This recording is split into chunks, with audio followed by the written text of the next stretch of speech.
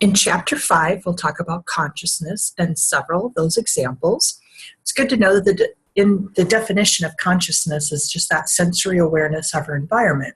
We all have selective attention. If you think about that, you can hear my voice.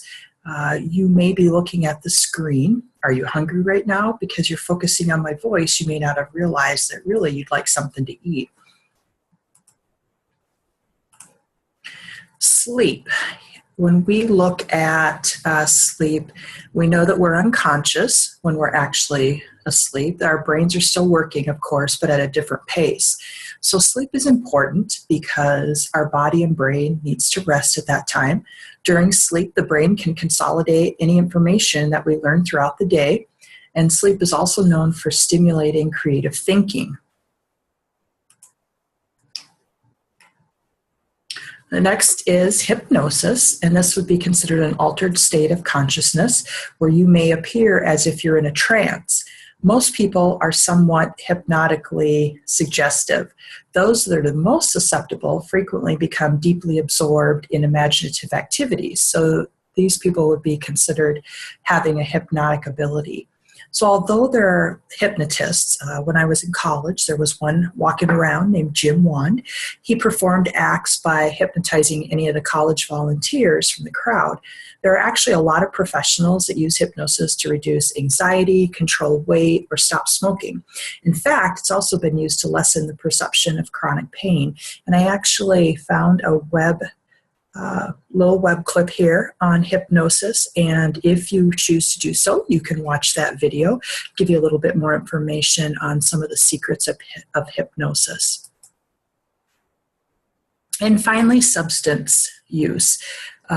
Altering our conscious through the use of drugs, and that can be anything from illegal drugs, legal drugs, prescribed medication, caffeine, nicotine. Those are substances or something that is going to change the physiological effect of your body.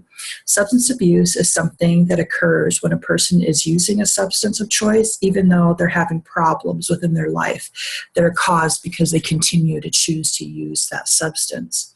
Substance dependence, on the other hand, is really the same thing, only that we add that tolerance component in there, and we also would have physiological symptoms that are going to occur should that person choose to stop taking that medication, and that's considered withdrawal symptoms. There are three bigger categories of drugs. There would be depressants, the stimulants, and the hallucinogens. The depressant is going to slow